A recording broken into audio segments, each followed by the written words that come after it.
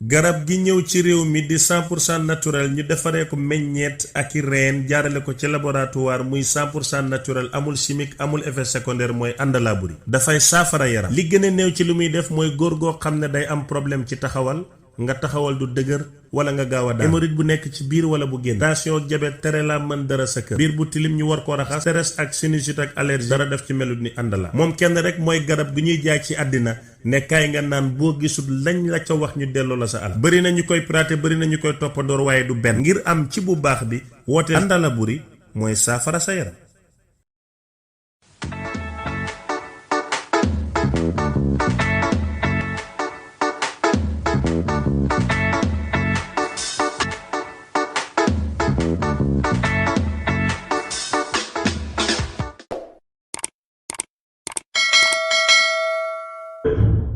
parce que wolof njaay nee na ku njëkk yuuxu daanaka danga salit kon nag bu ñuy yuuxu wante fu mu nekk nii dañuy artu rek on informe les populations qu'ils sachent que l'heure de la mobilisation a sonné parce que vouloir liquider képp ku fi am yéene ci ëllëgu Sénégal ñu bëgg la dëkkaloo foo dëkkul bëgg la sosal ensuite jéem a dem wuti une justice qui en partie est totalement corrompue loolu mooy dëkk parce que tey lu ancien procureur de la République def ci dossier wu Ousmane Sonko dans une république normale à l'heure où je parle Serigne Bassirou Gueye aurait dû être en prison loolu mooy dëkk parce que munoo jël tey PV di ko falsifier ab daanaka ci gàttal kilifa lu mel ni magistrat du fen parce que nga dem bind ci PV lu amut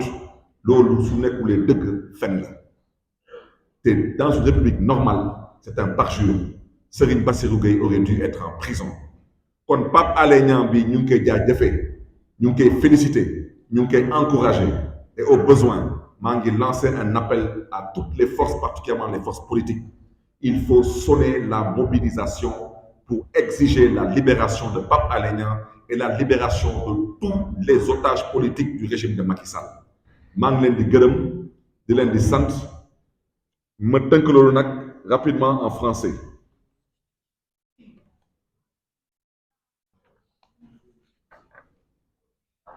Mesdames, Messieurs les journalistes, je vous remercie d'être venus nombreux répondre à ce point de presse où nous avons choisi aujourd'hui de pouvoir échanger avec la population sénégalaise résidant dans le pays, mais aussi celle se trouvant dans la diaspora.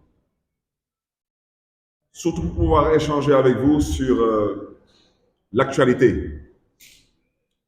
Une actualité, bien sûr, qui aujourd'hui est faite de situations assez alarmantes et assez gravissimes. À l'entame de mon propos, je voudrais d'abord saluer, encourager et féliciter M. Pape Alé Niang, journaliste, investigateur, chroniqueur. Parce que ce que Pape Alé Niang a eu à faire est franchement remarquable et d'un courage sans précédent. C'est d'informer juste et vrai. Informer juste et vrai sur les risques qui aujourd'hui planent sur le Sénégal. Un pays dans lequel, pour liquider un homme politique, pour liquider un adversaire politique, les plus hautes autorités de la gendarmerie nationale sont prêtes à verser dans du faux et de l'usage de faux. Les plus hautes autorités de la justice sénégalaise sont prêtes à verser dans le complot, dans du faux et dans l'escroquerie intellectuelle. Parce qu'aujourd'hui, quand un procureur de la République se permet de falsifier un PV, quand un procureur de la République se permet de dire à la place de la personne concernée ce que la personne n'a pas dit, c'est que tous les Sénégalais sont en danger. Quand il s'agit de Ousmane Sonko, effectivement, Ousmane Sonko peut avoir les moyens de se défendre. Mais quand il s'agit d'un Sénégalais lambda, qui est en garde à vue, qui est sous la menace de la violation de son intégrité physique, où on peut charger son PV, où on peut, à la limite, dire à sa place ce qu'il n'a pas dit, que pour qu'il se retrouve derrière des barreaux. Dans quel Sénégal vivons-nous? Aujourd'hui, chers concitoyens, chacun d'entre nous est en danger. Parce qu'aujourd'hui, malheureusement, nous vivons dans tout sauf une république qui se respecte. J'ai convoqué ce point de presse pour dénoncer certains agissements et dénoncer aussi certaines situations.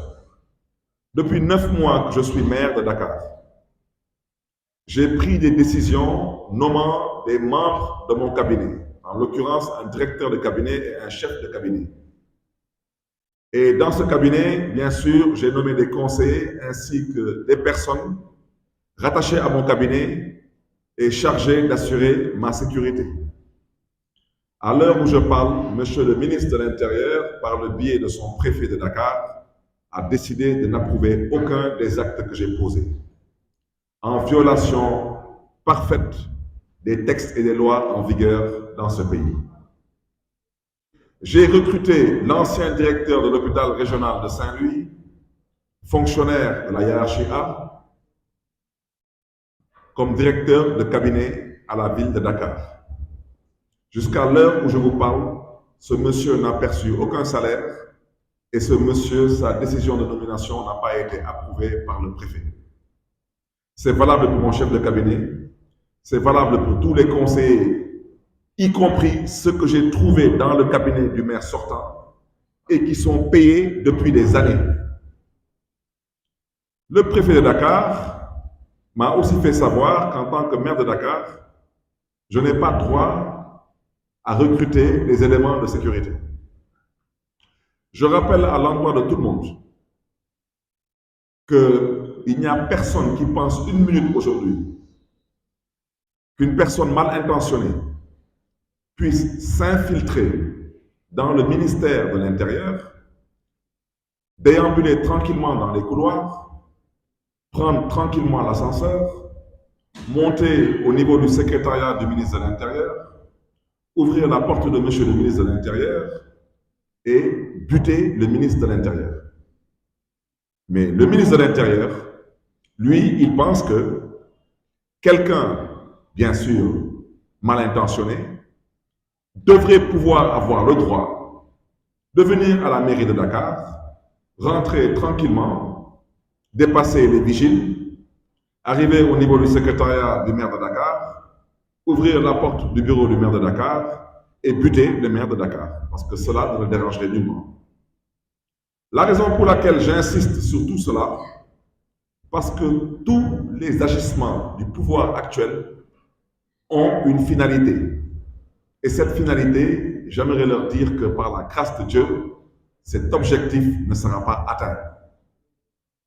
Le ministre de l'Intérieur nous a sorti un torchon de communiqué la semaine dernière pour dire, en gros, qu'il lui a été donné de constater, comme s'il n'a jamais, pendant toutes ces années, vu tous ces hommes religieux, ces chefs politiques, se déplacer avec leurs éléments de sécurité. Donc il lui a été donné de constater qu'il y avait des personnes, soi-disant encagoulées, et des personnes qui portent par devers eux du matériel réservé à la protection individuelle, accompagner des hommes politiques avec des tenues qui ressemblent à des tenues portées par des forces de défense et de sécurité, en l'occurrence l'armée et la gendarmerie, et plus particulièrement des tenues portées par des forces spéciales. Je tiens à dénoncer avec la dernière énergie cette fuite en avant, pour ne pas dire cette hypocrisie d'État, parce que, une fois de plus, en tant que maire de Dakar, le ministre de l'Intérieur sait très bien qu'il me doit une sécurité d'État. Il le sait très bien. Il me doit un policier à la mairie de Dakar. Il me doit un policier chez moi. Il me doit une flèche pour m'escorter et il me doit des éléments de sécurité. Il le sait très bien. Il refuse, bien sûr, de le faire, c'est son droit le plus absolu. Je souhaiterais lui dire qu'il n'a pas les moyens de m'empêcher d'assurer ma sécurité. Parce que dans ma courte carrière politique, j'ai croisé la mort. J'ai fricoté avec la mort et j'ai frôlé la mort. Et dans le même contexte que le contexte dans lequel nous sommes aujourd'hui. Un contexte d'opposition à une troisième candidature qui est totalement interdite par la Constitution du Sénégal. Je tiens à dire cela parce que ce torchon de communiqué n'est pas fortuit. Parce que l'arrestation et la mise à l'écart des gardes du corps de Ousmane Sonko a été très bien planifiée. Je dis bien très bien planifiée. Ça veut dire qu'on est allé chercher des gens leur demandant de provoquer M. Ousmane Sonko. garab gi ñëw ci réew mi di 100% naturel ñu defaree ko meññeet ak i reen jaarale ko ci laboratoire muy 100% naturel amul chimique amul effet secondaire mooy àndalaaburi dafay saafara yaram li gën a néew ci li muy def mooy góor goo xam ne day am problème ci taxawal nga taxawal du dëgër wala nga gaaw a daan hémorroïde bu nekk ci biir wala bu génn tension ak diabète tere la mën dara sa kër biir bu tilim ñu war ko raxas stress ak sinusite ak allergie dara def ci melut ni àndala moom kenn rek mooy garab gi ñuy jaay ci àddina ne kaay nga naan boo gisul lañ la ca wax ñu delloo la sa alal bëri na ñu koy praté bëri na ñu koy toppandoor waaye du benn ngir am ci bu baax bi woote Àndalaburi mooy saafara sa yaram